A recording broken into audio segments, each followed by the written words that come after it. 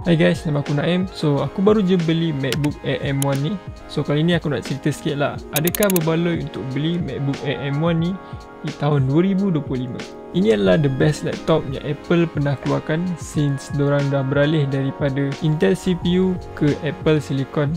Laptop ni sesuai untuk kebanyakan orang, terutama sekali untuk student dan juga office worker. First, kita cerita tentang dia punya budget dulu. Sehingga 2025 ni, MacBook Air M1 ni masih lagi dijual di harga RM2,800 ke RM3,000 untuk base model yang baru. Tapi kalau korang cari yang used punya, boleh dapat dalam RM1,800 ke RM2,000. So aku rasa better beli yang second hand punya lah, sebab harga dia jauh lebih murah. So siapa yang sesuai untuk pakai MacBook Air M1 ni? Aku nak cerita sikit tentang pengalaman aku pakai MacBook ni, so that korang boleh nilai sendiri adakah sesuai untuk workflow kerja korang.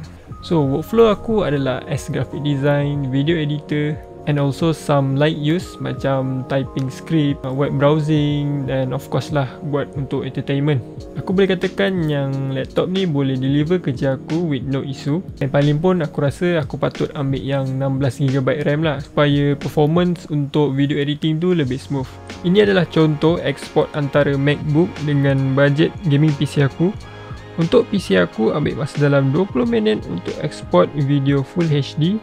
Aku letak efek blur sikit, lepas tu aku ada juga letak efek noise. Tapi MacBook ni boleh siap export lebih kurang dalam 5 minit je. So aku boleh katakan kalau korang guna laptop ni as a typing machine, web browsing dan juga untuk entertainment, laptop ni is more than enough lah.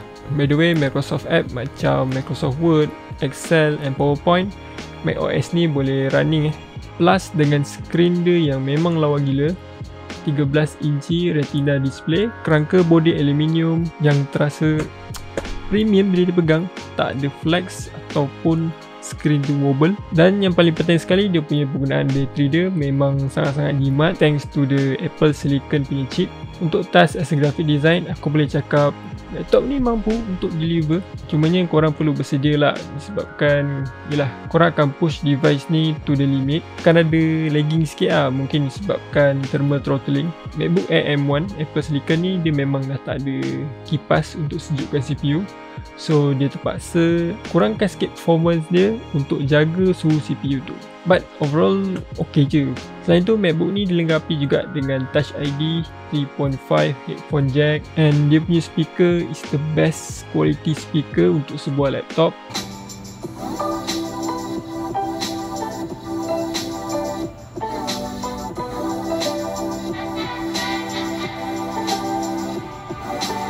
Tak lupa juga dengan dia punya Apple Magic Keyboard, selesa untuk buat typing, dan dia punya trackpad dia memang besar. So aku tak perlu pakai mouse pun untuk aku buat editing video. Haptic feedback daripada trackpad MacBook ni memang sangat-sangat satisfied, and tak samalah dengan average budget Windows laptop. Sebab lain kenapa aku tak pilih Windows laptop adalah disebabkan Apple ecosystem tu sendiri. Aku dah ada iPad dan juga iPhone, so why not aku try untuk pakai Apple punya laptop, dan hasilnya memang sangat-sangat seamless. Aku boleh screen mirroring aku punya iPhone dalam laptop ni, dan juga aku boleh jadikan iPad aku as a second display secara wireless, dan dia punya playback tu memang smooth gila lah. Sebelum ni aku pernah pakai apps Space Deck, and bila aku try untuk connect secara wireless memang lagging teruk lah. Semua benda bagus kan, so baik beli je kan MacBook ni kan? Nope, tak juga. Antara kekurangan pasal MacBook Air M1 ni adalah dia punya USB port. Dia just ada dua je USB port Type C, so memang tak cukup lah, and kena bergantung dengan dongle. Satu lagi, untuk base model dia datang dengan 256GB storage, which is a bare minimum punya storage untuk tahun 2025 ni. Kalau nak extra storage, kena beli external hard disk ataupun boleh langgan Apple Cloud lah. Laptop Apple ni memang tak boleh nak upgrade dia punya storage. So kalau dah beli yang 256GB punya, so itu je lah, memang tak boleh nak upgrade dah. Sama juga dengan dia punya RAM, stuck dekat situ je. Kalau beli 8GB RAM, 8 lah. So kalau korang ni jenis yang suka untuk upgrade storage ataupun nak suka upgrade RAM ke 32GB ataupun 64GB, So laptop ni tak boleh, and maybe tak sesuai lah untuk korang. So berbalik semula kepada tajuk, adakah laptop MacBook Air M1 ni berbaloi untuk dibeli pada tahun 2025 ni?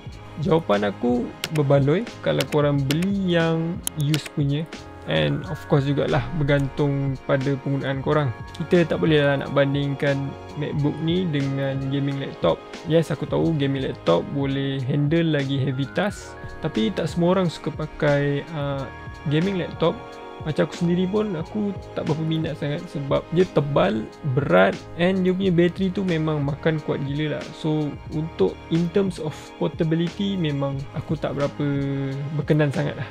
But hey, semua orang ada selera masing-masing kan. So now it's up to you guys lah. So overall MacBook Air M1 ni sesuai untuk kebanyakan orang. Memang tak rugilah untuk aku invest beli MacBook ni walaupun second hand dan juga model yang lama. Performance daripada M1 chip ni masih lagi kuat untuk average punya task, dan juga dia punya bateri memang jimat gila lah. So itu saja untuk video kali ni. Thank you buat korang yang dah tonton daripada awal sampai habis. Kalau korang suka dengan video review macam ni, korang boleh like dan juga subscribe. So thank you so much.